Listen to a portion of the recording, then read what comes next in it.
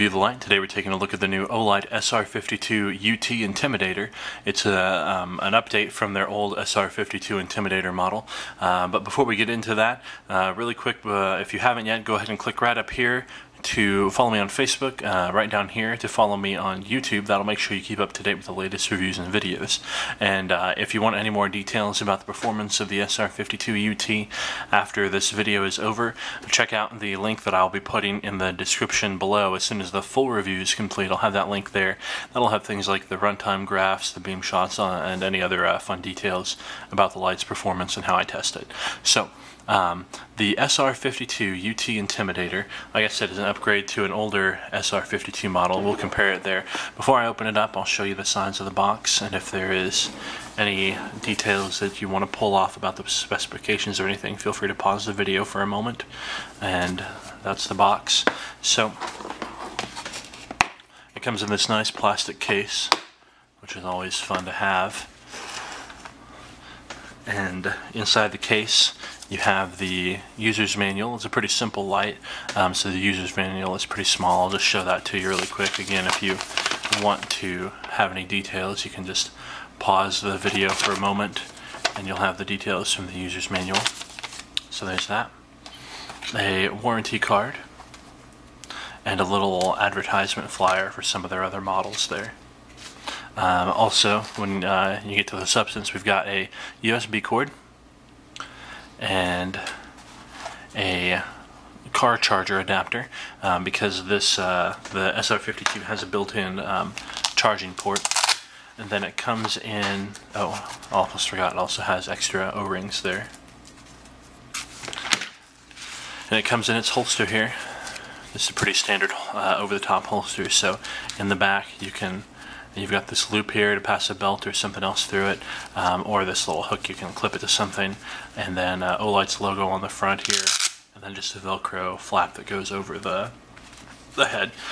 Because the head is larger than the rest of the body, it doesn't really fit in upside down, so it's mostly a head-up carry, unless you want to modify your holster or whatever. So that's the holster, and we get that stuff out of the way.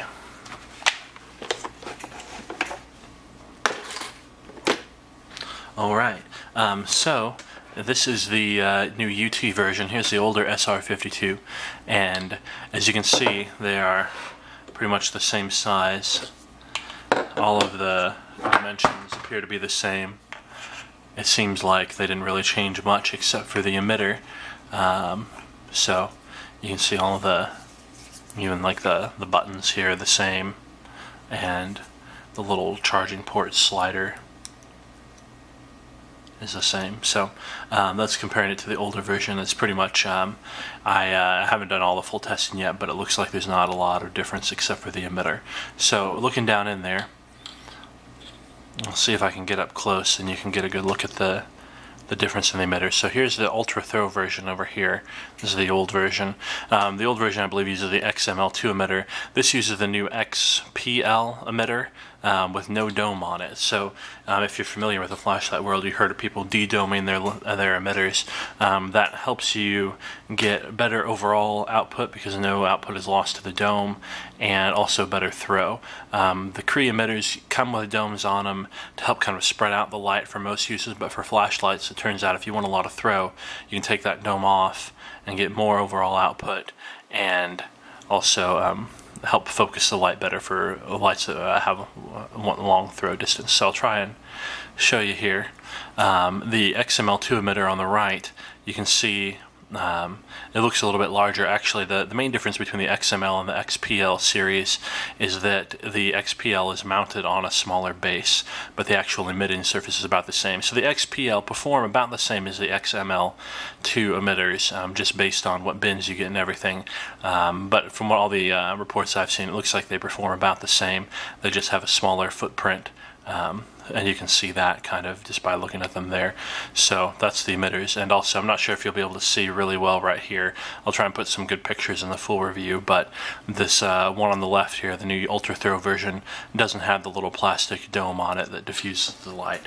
So that's the main feature that's going to help it out throw a lot of competitors here. So Looking at the light itself, you can see it's in a large, smooth reflector that helps focus a lot of the light. The fact that the reflector is smooth also helps keep the light focused versus a textured reflector, which would smooth out a beam pattern, but at the cost of a little bit of throw. You can see you got Olight's kind of signature blue O-ring on the inside there, the Olight logo.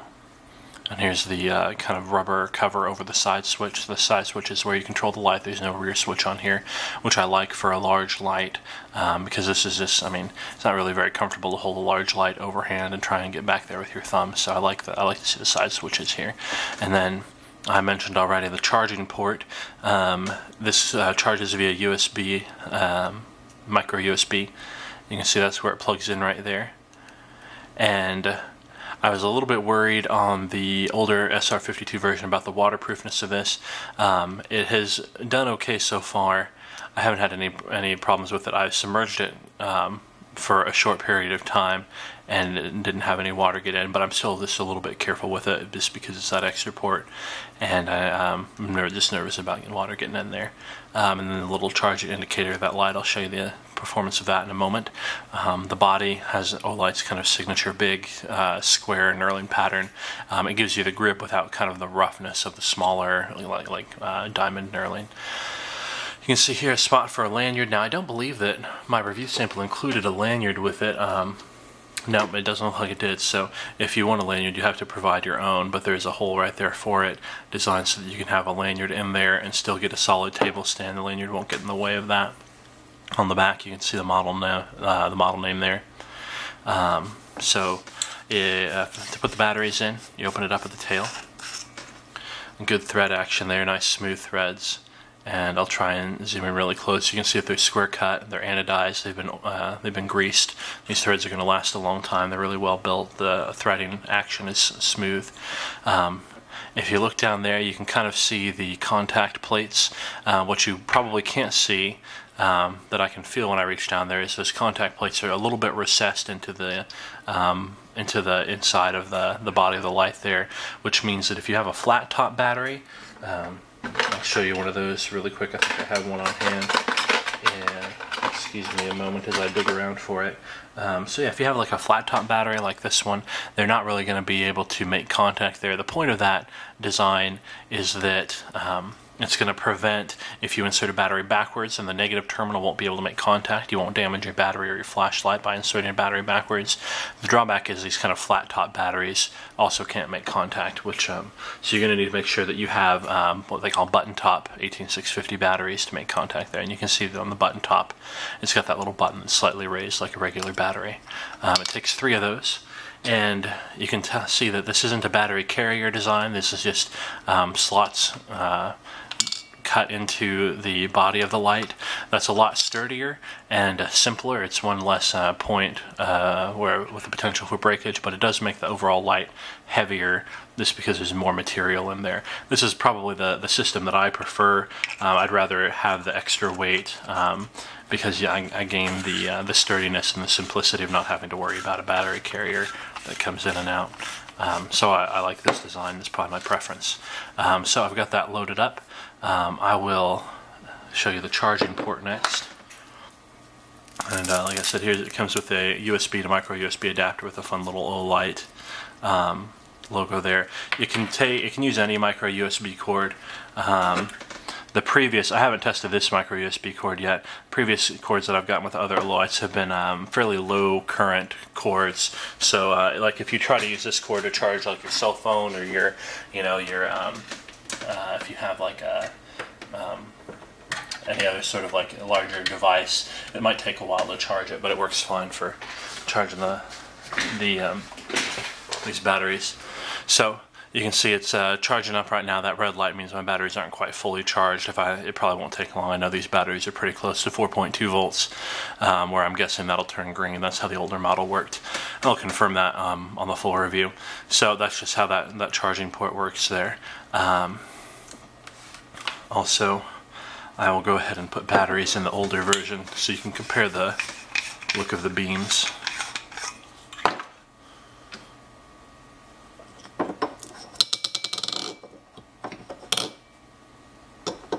Oh, and I forgot to mention on the other one, it's the same same in both versions, but the tail cap here has this kind of free spinning section which allows you to turn the tail cap after and maintain the connection with all the batteries once they're lined up.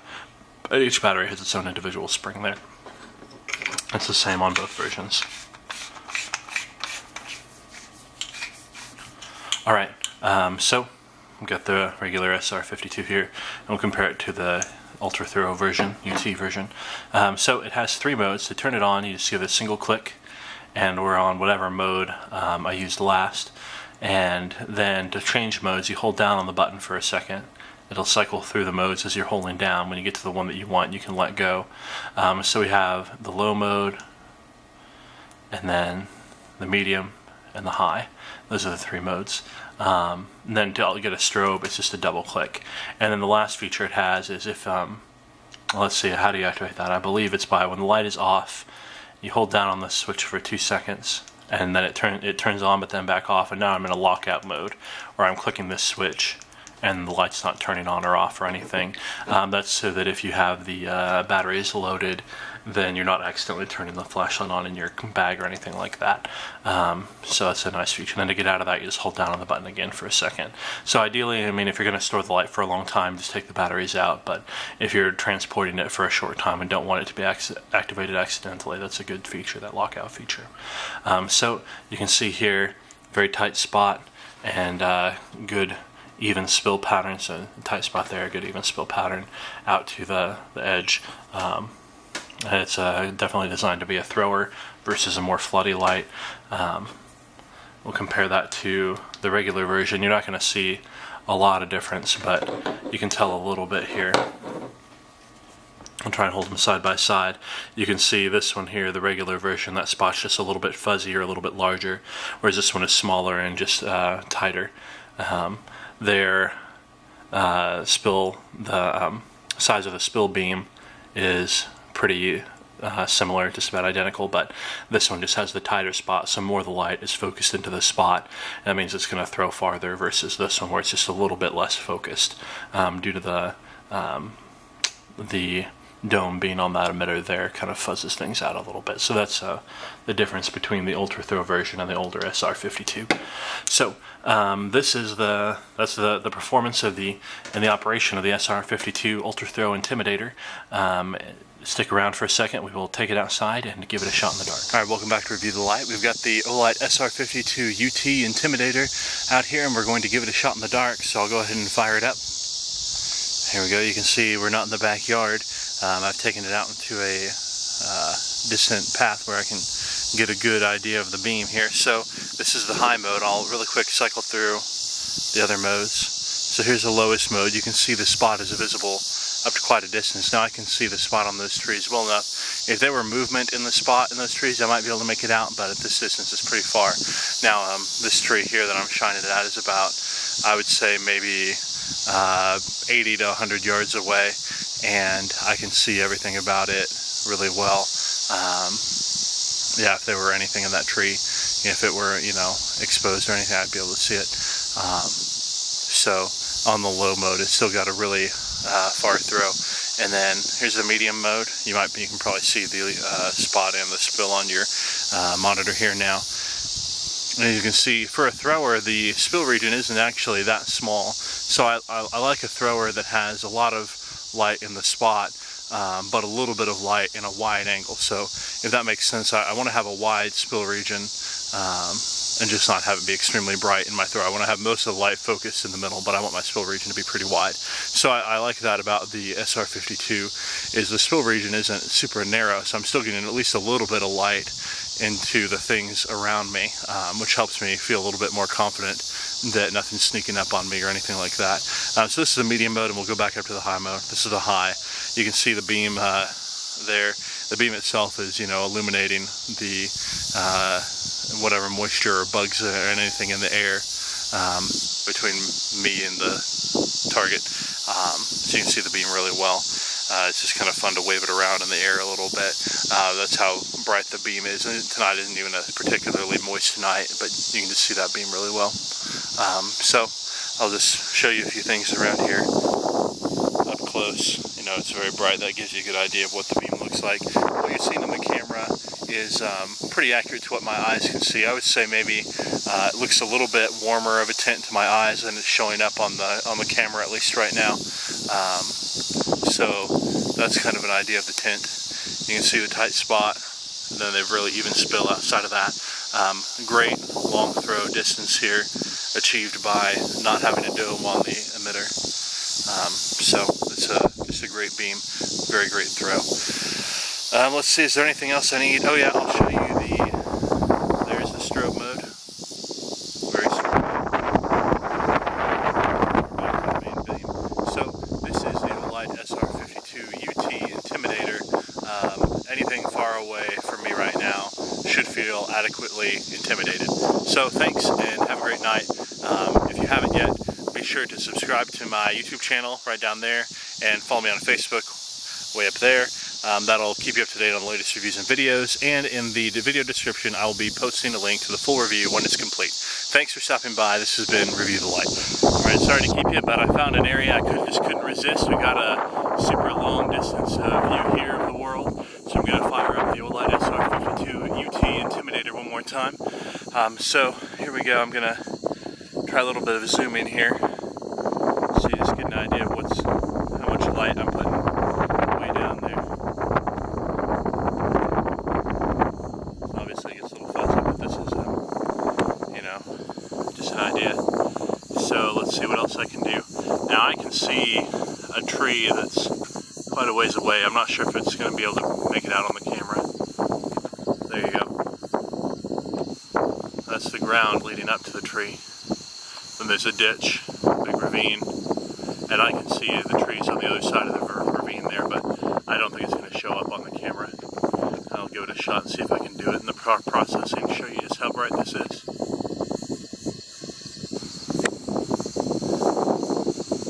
But this is the Intimidator, and I'm using it at a really long distance. It's really impressive. Alright, thanks, have a great night.